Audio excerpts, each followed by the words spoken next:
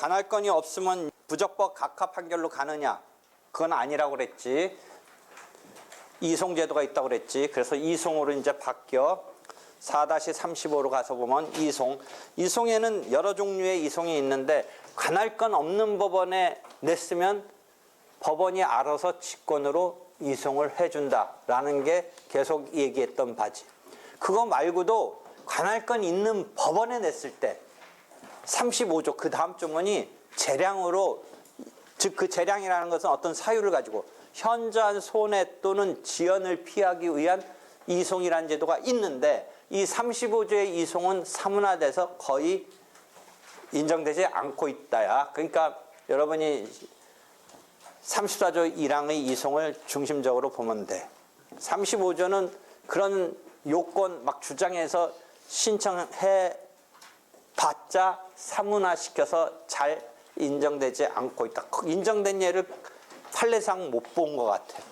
만약에 왜 판례상 못 보냐면 실제 해줬으면 우리가 알 수 없는데 안 해줬기 때문에 뭔가 막 따지다가 대법원까지 판례로 막 이렇게 다툼이 올라오는데 결국은 인정 안 해줘. 그러니까 우리가 볼 수 있는 건 인정 안 해주는 것만 판례에서 푸는 거야. 해준 거는 우리가 알 수는 없는데 그래서 교과서 읽으면 하여튼 사문화시켰다라고 하고 있어. 그래서 거의 안 해준다고 봐도 돼. 그래서 관할 의반에 따른 이송이고 그게 중요해. 관할 의반에 따른 이송은 왜 중요하냐면 34조에 보면 이런 표현이 있어. 35조는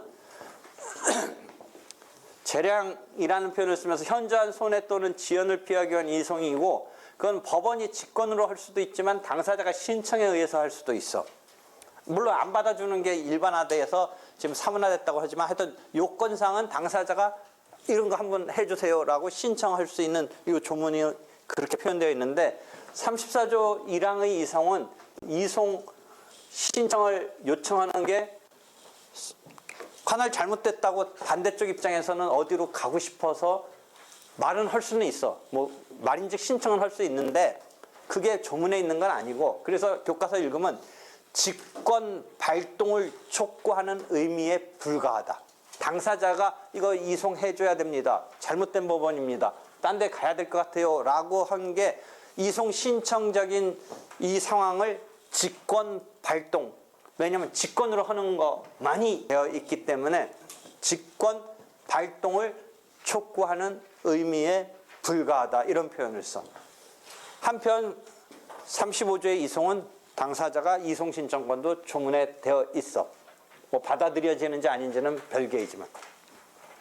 근데 조문을 보면 앞에 내가 조문을 분석해 놓은 거 보면 현저한 손해 또는 지연을 피하기 위한 이송 35조 말고 같은 34조인 속에서 2항 등이 뭐냐면 지방법원 단독 판사로부터 합의부로 이송하는 경우도 있어.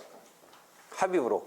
형사사건에서도 최근에도 그 사건이 원래 단독 사건인데 무게감이 있으니까 합의부에서 한다. 이런 게 종종 나오는데 민사사건도 경우에 따라서 그래. 근데 그거는 단독하고 합의의 사물관할 사이의 이송인데 잘못 내서 그런 게 아니라 관할은 맞는데 뭔가 무게감이 있기 때문에 합의부로 가라라고 하는 게 34조 2항에 조문이 있어.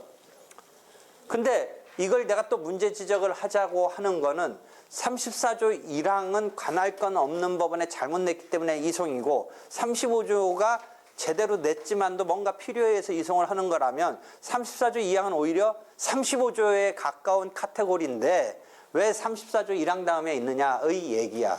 34조 2항에 배치를 했기 때문에 마치 34조 1항은 잘못된 건데 34조 2항은 그 카테고리가 아니라는 거지. 잘 냈는데 사물 관할 사이에 뭔가 무게감 있게 다뤄줘야 될 것 때문에 사건의 어떤 경중 때문에 합의부로 간다. 이런 규정에서 뭔가 조문 배치가 조금 내 눈에 거슬린다는 얘기인 거야. 되겠지? 쭉 되어 있고 35조의 조문 중에 하나 잘 볼 거는 재량으로 현저한 손해 또는 지연인데 그냥 조문에 그 말이 없어도 이해할 수 있는데 35조 단서가 전속관할에 속하는 사건은 이송할 수 없다가 단서에 있는데 그거는 전속관할은 뭐야? 그 법원서 해야 되는데 여기가 못마땅합니다. 손해 또는 지연을 피한 뭐 이유가 있습니다 하고 이송해달라는 것의 제도를 하고는 모순되잖아. 거기서만 하기로 했어. 그치? 원래 35조는 뭐야? 관할 건 없는 법원이 아니라 관할 건 없는 법원에 전속 관할을 잘못해낸 거는 당연히 이송해야 되겠지. 오히려 더더욱 이송해야겠지. 지금 이거는 뭐냐면 제대로 낸 거야. 전속 관할로 정해져 있는 법원에 냈는데 뭔가 이유를 달면서 현저한 손해 또는 지연을 피하기 위한 이유를 달면서 어디 법원으로 이송해달라고 하는 거는 당연히 인정되면 안 되겠지. 생각해봐. 그러니까 35조 단서가 그렇게 조문에 써놓고 있지만 그냥 생각해보면 그건 이송이라는 제도하고는 충돌되잖아. 거기서 하도록 했던 건데. 그치? 그러니까 그 조문은 그냥 어떻게 보면 주의적인 거지. 주의적이라는 의미 알겠지? 그냥 확인적 내지 주의적이지. 그 다음에 4-39는 단독 판사로부터 합의부의 재량 이송. 이송은 결정으로 한다. 우리가 재판의 종류에는 판결, 결정, 명령인데 결정으로 한다. 그치? 36 각주는 다만 상소심법원에서 이송, 파기, 환송 말고 파기, 인지송이 있는데 그때는 판결로 하는 게 있다라는 게 각주 36이야. 근데 일반적으로는 그건 특수한 경우고 여기서 말하는 이송은 결정으로 한다. 그 다음에 이송이 됐다든지 이송 신청을 안 받아줬을 때 결정에 대한 불복은 판결에 대한 불복은 항소 상고고 결정에 대한 불복은 항고고 항고에는 보통 항고가 있고 즉시 항고가 있는데 즉시 항고는 일주일 이내 즉시란 말이 일주일 이내 그래서 어떤 경우가 그렇게 되냐면 조문에 즉시 항고를 해야 한다 뭐 할 수 있다 이렇게 되어 있어. 그때 이 표현이 나와 즉시 항고할 수 있다야. 그지? 근데 여기서 문제는 시험 문제 무지장 나와. 34조 1항은 직권으로 하는 거고 당사자한테 신청권이 없기 때문에 당사자가 신청권이 적극적으로 조문에는 없지만 뭔가 해달라고 했어. 아까 그것을 판례는 직권 발동을 촉구하는 의미밖에 없으니까 안 받아줬다고 해서 즉시 항고를 할 수 있느냐까지 그게 연결이 돼. 그래서 전원합의체 판결은 즉시 항고를 할 수 없다고 그래. 근데 학설의 다수 내지 일반적은 즉시 항고 완전히 다수인지까지는 모르지만 하여튼 학설의 상당수는 나 포함해서 즉시 항고를 이 경우도 인정해줘야 된다는 입장이야. 그게 시험 문제 잘 나와. 어디에 있냐면 그게 4-41 봐봐. 35조의 셋째 줄부터의 이송의 경우에는 당사자에게 이송 신청권이 인정되고 있는 게 규정으로부터 분명하므로 이송 신청의 기각 결정에 받아들인 건 문제 안 되는데 안 받아들인 것에 대해서 신청한 사람 입장에서 왜 안 받아들였냐고 한번 좀 따질 기회를 35조의 경우는 신청권이 있으니까 인정되는데 한편 34조 1항의 경우에 이송에 있어서는 이송 신청권이 명시되어 있지 않으므로 기각 결정에 대해서 즉시 항고권이 있는지 다툼이 있는데 판례는 이를 부정한다 라고 해서 아마 전원합의체 판결 등이 그 밑에 각주에 나와 있는데 생각컨대는 나지. 볼드체로 해줬잖아. 응? 그렇지? 이거는 나만 그러면 조금 내가 민망한데 뭐 빡빡 지워도 되는데 영석이 막 그냥 두 줄로 지워도 되는데 학설에 오히려 이게 학설에 더 다수일 것 같아. 내가 안 써놨구나 여기는 거기까지는. 마치 나만 그런 건 아니고 나 같은 생각이 조금 더 하여튼 뭐 학설이 팽팽하다 했으니까 팽팽한 거네. 뭐 그런 거야. 하여튼 판례를 지지하는 학설도 뭐 없잖아 있는데 나는 그냥 뭐 나의 기본적인 그건 뭐야? 나의 민사 절차의 소송의 기본적인 이념은 뭐야? 누구 위주야? 당사자의 절차기면 수미일관하게 딱 나가자. 응? 당사자한테 해주라 이거야. 뭐, 그치? 그 다음에 이송의 효과는 기속력이 있다. 이송받은 법원에게 기속력이 있다. 그래서 이송받은 법원이 우리한테 잘못 보냈냐고 또 한 번 이렇게 다시 보내지 말고 받아서 해라야. 기속력은 설사 보낸 데가 자기 받아들이는 입장에서 거기에 우리한테 보낼 게 아닌데 왜 보냈지라고 해서 또 한번 어기장 놓지 말고 받아들여라 이거야. 왜?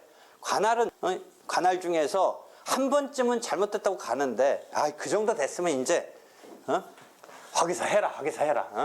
그래도 한 번쯤 찾아가라고는 했지만 그 잘못 찾아왔다고 생각하더라도 마지막 그래 누가 더 제대로 하는 건지를 따져가면서 이 본론은 들어가지도 아니한 채 이게 지금 다루어질지 아닐지 그 해당 법원에서 이 싸움 좀 그만하고 들어가서 해라라는 게 기속력으로 나타나 있어. 그래서 반송, 재반송은 금지된다.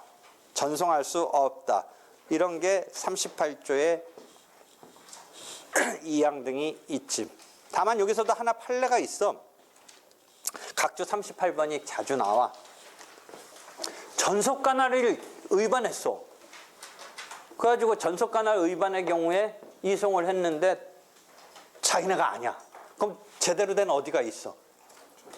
그럼 어떻게 본다면 전속관할은 가야 될 것 같지. 그렇잖아. 전속관할은 어떤 공익적 정책적 목적 때문에 거기서 하기로 했어. 근데 A라는 법원에 냈는데 A라는 법원에 잘못 온 거야. 그래서 B라는 법원 가서 하라고 했는데 B가 그 사건의 전속관할인 거로 해서 보냈는데 B도 또 아니야. 그러면 B가 생각할 때는 C야. 그럼 아까 말한 대로 이렇게 다시는 보내지 말라고 했는데 전속관할은 언뜻 생각할 때 어때? 그래도 찾아가야 될 것 같지, 전속관할은. 그래서 하나 문제가 되는 거야. 근데 어떻게 본 거야? 전속관할조차도 가지 말아야. 다만 어떤 경우만 빼고. 읽어봐. 어떤 경우만 빼고. 판례는 원칙적으로 전속관할 위반의 경우에도 기속력이 있으나 신급관할의 위반의 경우에 당사자 신급관할에 위반해가지고 밑으로 가야 되는데 거기서 다시 안 보내면 한신금 누락되고 막 이런 게 있기 때문에 그 경우는 상급심 법원에까지 미치지 아니하고 하급심 법원만을 기속한다고 한다라는 요 판례가 자주 나와. 신급관할 위반에 있어서 당사자의 신급의 이의 박탈 등을 이유로 기속력이 상급심 법원까지는 미치지 않고 상급심원으로 가서 이제 어쩔 수 없다 그러면 원래는 그 상급심 가지 않고 하급심에서 해야 되는데 걸로 간 거야. 대법원 가서 할 게 아닌데 대법원을 갔어. 근데 대법원이 받고 나서 이거 이송하면 안 된다고 하면 이 당사자는 원래 하급심에서 해야 되는 거잖아.